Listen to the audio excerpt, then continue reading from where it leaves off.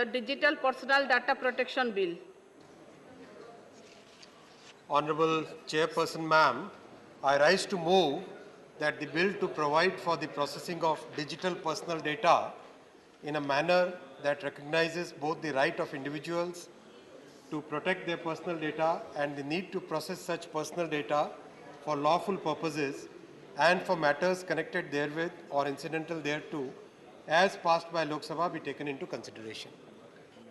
Motion moved. There are two amendments by Dr. John Brittas and Dr. B. Sivadathan for reference of the Digital Personal Data Protection Bill 2023 as passed by Lok Sabha to a select committee of Rajya Sabha. Members may move the amendment at this stage without any speech. Members absent, amendments not moved. The motion of consideration of the bill is now open for discussion. I now call upon the members those names have been received for participation in the discussion.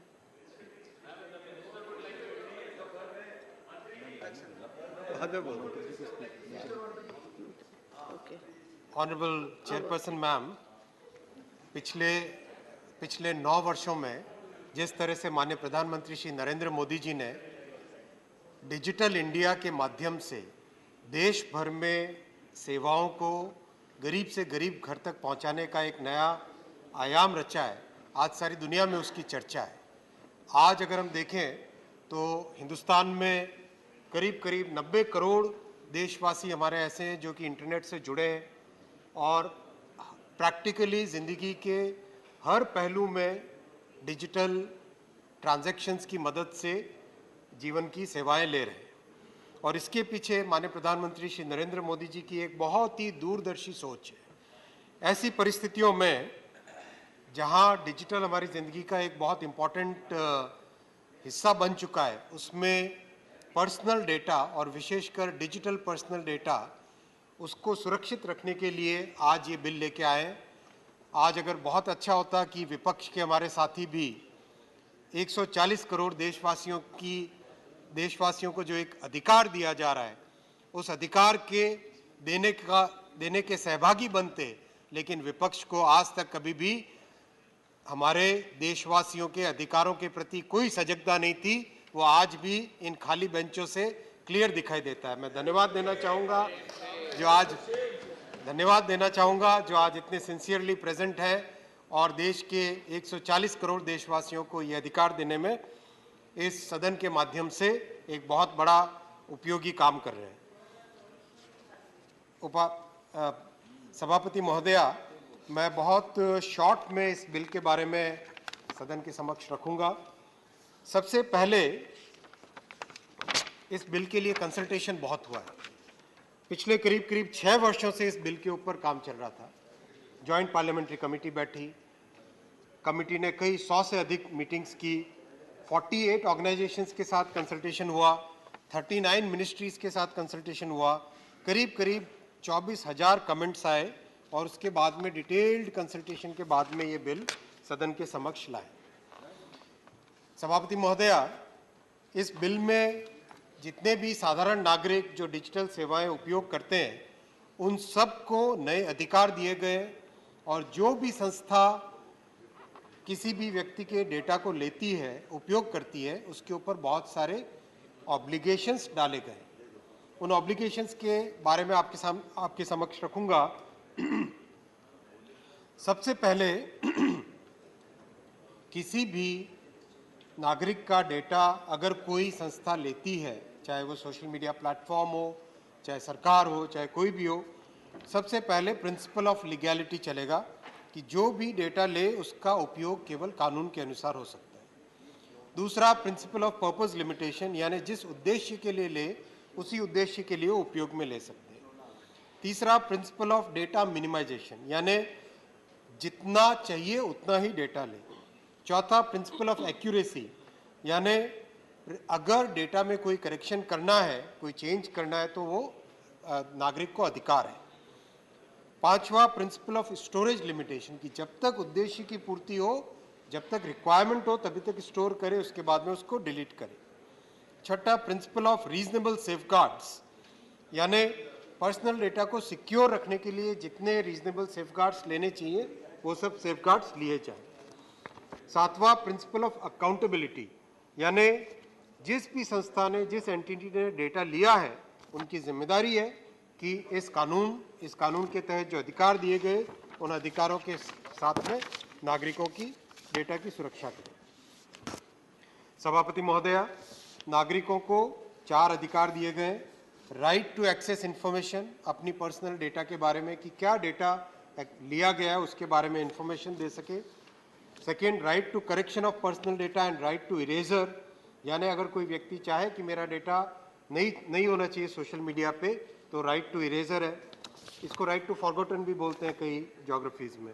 Right of grievance redressal बहुत ही important है, अगर किसी को कोई शिकायत हो तो उसका एक बहुत अच्छे तरीके से माध्यम बनाया गया है। And right to nominate in case of death and incapacity. सभापति महोदया, इम्प्लीमेंटेशन के लिए बहुत ही एक अच्छा सिस्टम बनाया गया है प्रस्तावित इस बिल में। एक इंडिपेंडेंट डेटा प्रोटेक्शन बोर्ड बनेगा जिसकी डिजिटल बाय डिज़ाइन, यानी जो दिल्ली में, बेंगलुरु में, मुंबई में रहने वाले समर्थ नागरिकों को जो सुविधाएं हैं, वही एक्सेस टू जस्टिस मिले देश के उन क्षेत्रों में रहने वाले नागरिकों को भी जिनके पास इतना सामर्थ्य नहीं है, जिनके पास इतनी फैसिलिटीज़ नहीं है। ये प्रधानमंत्री श्री नरेंद्र मोदी जी की सबका साथ सबका विकास की सोच को दर्शाता है। सभापति महोदया, इस बोर्ड में एक्सपर्ट्स रहेंगे जो इस डेटा की फील्ड को समझते हैं, और बोर्ड कानून के द्वारा इंडिपेंडेंट है। सारे प्रोविजंस जिससे इंडिपेंडेंस गारंटी हो सके वो कानून में रखी गई है। इस बोर्ड के ऊपर टेलीकॉम डिस्प्यूट्स की जो ट्रिब्यूनल है TDSAT, उसमें अपील की जा सकती है और उसके ऊपर सुप्रीम कोर्ट में जा सकती है। 2 बड़े अच्छे लीगल इनोवेशंस रखे गए हैं इस डिजिटल इकोनॉमी को और प्रोत्साहित करने के लिए। पहला है वॉलंटरी अंडरटेकिंग। मान लीजिए किसी से कोई अनजाने में भूल हो गई, तो डेटा प्रोटेक्शन बोर्ड के पास आ जाए और कहे कि हमसे भूल हो गई, ये पेनल्टी है और ये हमने इसमें सुधार किया, तो उस केस में व्यक्ति आगे बढ़े।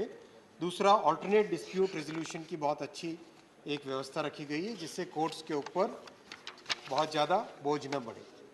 सभापति महोदया, जैसे आज चेयर में और टेबल पे दोनों जगह हमारी बहनें हैं, मैं बहन कहने का दुस्साहस कर रहा हूँ, माफ़ कीजिएगा, आदरणीय बहन है, उसी भावना से माननीय प्रधानमंत्री जी ने हमेशा मातृशक्ति और मातृवंदना पे बहुत जोर दिया है। ये बिल पहला बिल है जिसमें ही की जगह शी का इस्तेमाल किया गया है, हिस की जगह हर का इस्तेमाल किया गया है, और इसकी विश्व भर में आज चर्चा है कि ये एक जो नारी शक्ति को सम्मान देने का तरीका है, वो सम्मान देने का तरीका दुनिया भर में इसका प्रचलन किया जाए। सभापति महोदया, इस बिल में बहुत ही सरल भाषा में बिल को ड्राफ्ट किया गया है। प्रधानमंत्री जी का हमेशा मार्गदर्शन ये रहा है कि कानून ऐसी भाषा में लिखा जाए जो हमारा सामान्य मानवी भी उसको पढ़े तो उसको पढ़ के समझ सके, उसका इंटरप्रिटेशन कर सके, उसका उपयोग कर सके। बहुत सारे विषय कई फोरम्स में उठे, शायद आज भी उठेंगे। मैं 2-3 पॉइंट्स को एकदम क्लियर करना चाहता हूँ। पहला, RTI के विषय में एक विषय उठा है मुद्दा। पुट्टा स्वामी जजमेंट आने के बाद में राइट टू प्राइवेसी एक फंडामेंटल राइट बनी है। तो जब फंडामेंटल राइट बनी है तो उसमें कानून द्वारा प्रदत्त प्रोविजंस के तहत पब्लिकेशन हो सकता है किसी के पर्सनल डेटा का, उसके अलावा और किसी तरीके से पर्सनल इंफॉर्मेशन को किसी भी पब्लिक फोरम में नहीं रखा जा सकता। इसलिए राइट टू इंफॉर्मेशन में जो कॉन्ट्रडिक्शन था, उस कॉन्ट्रडिक्शन को इस बिल के माध्यम से दूर किया गया है। लेकिन कानून में, जैसे रिप्रेजेंटेशन ऑफ पीपल एक्ट में जितने हमारे माननीय सांसद महोदय हैं, जितने हमारे पब्लिक रिप्रेजेंटेटिव्स हैं, उनका जितना पर्सनल डेटा है, डेट ऑफ बर्थ, एड्रेस, सब चीज़ें जो कानून कहता है रखना चाहिए, डिस्क्लोज करना चाहिए, वो अब भी डिस्क्लोज होगा। दूसरा विषय आया कि क्या पुट्टा स्वामी जजमेंट के सारे टेस्ट को ये बिल फॉलो करता है। ये पुट्टा स्वामी जजमेंट है, बहुत ही भारी भरकम अच्छा जजमेंट है, बहुत बड़ा जजमेंट है और इसकी बड़ी वैल्यू है। इसमें जो तीनों टेस्ट हैं, लीगैलिटी, लेजिटिमेसी एंड प्रोपोर्शनैलिटी, इन तीनों टेस्ट को इस बिल में बहुत ही क्लियर तरीके से रखा गया। तीसरा, सरकार को जो एग्जेम्पशंस दिए गए, सभापति महोदय आपके समक्ष में रखना चाहूँगा कि दुनिया का जो सबसे स्ट्रिंजेंट बिल है, GDPR, यूरोप में जो पालन होता है, उसमें सरकारी कामकाज के लिए, कानून की व्यवस्था के लिए और कोर्ट्स की व्यवस्था के लिए 16 एग्जेम्पशन है। 16 exemptions are there in the GDPR. We have given only 4 exemptions in this bill. So this bill is very pro-citizens. This bill is very much pro-privacy. This bill is very much in the spirit of the government, where we would like to make sure that every citizen's data is fully protected. I request all the honorable members to participate in the debate and pass this bill with unanimous vote. Thank you. The motion for consideration of the bill is now open for discussion. I now